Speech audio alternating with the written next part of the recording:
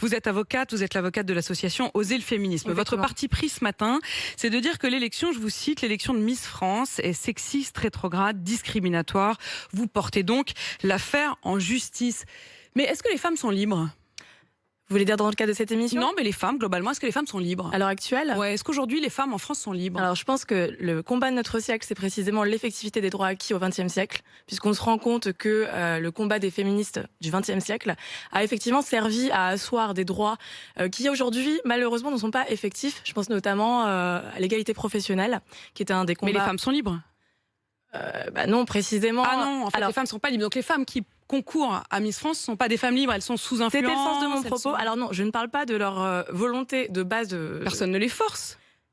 Dans quelle mesure est-ce que, en tant que partie faible à un contrat, vous pouvez dire que personne ne vous a forcé à accepter des clauses qui sont des clauses d'adhésion? C'est-à-dire que elles ont d'autres choix de vie qui seront proposés à elles. Si elles font ce choix-là, c'est en femme libre, non? peut-être pas, justement. Ah. Peut-être que... Donc vous voulez décider pour ces femmes ce qui est bien, ce qui est pas bien. Alors, on ne veut rien décider du tout à la place des autres. En revanche, mon métier et celui de mes clientes aussi, puisque c'est une association, c'est précisément de se mêler de ce qui ne les regarde pas. C'est de faire prendre conscience à l'opinion publique qu'il y a des problèmes aujourd'hui qui ne sont pas résolus, que c'est pas parce qu'on a des droits qui sont dans les textes qu'aujourd'hui ils sont effectifs. Je prenais l'exemple, mais vous m'avez coupé, de l'égalité professionnelle. Aujourd'hui, certes, on a beaucoup de textes qui disent que en théorie, on est égal. Maintenant, en pratique, on n'a encore que 18% de cadres dirigeantes dans les entreprises. C'est un vrai problème. Il n'y a que une chef d'entreprise sur 4 parmi les entrepreneuses.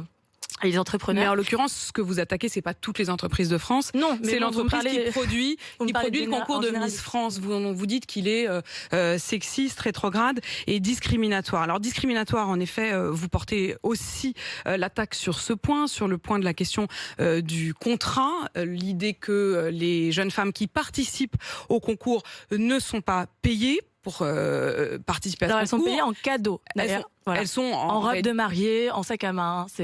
Mais elles n'ont pas, en effet, de contrat de travail à proprement parler. Exactement. Mais un concours, quand vous êtes par exemple athlète de haut niveau et que vous décidez de concourir à une épreuve, vous n'êtes pas payé pendant l'entraînement?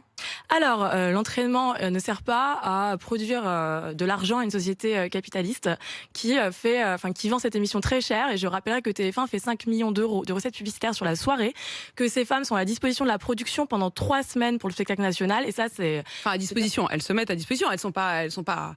On va pas les obliger, on les met pas dans une cage. Là, il y a deux axes, je dirais. Il y a l'axe juridique et après il y a l'axe philosophique et sociétal. Sexiste, c'est plutôt philosophique, non? Alors non. Puisque c'est une de vos attaques. Pas que.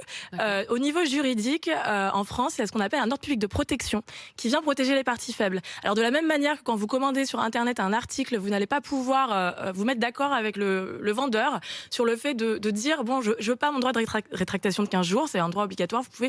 Vous pouvez renvoyer l'article, même si avant vous lui dites non, finalement, j'utiliserai pas ce droit.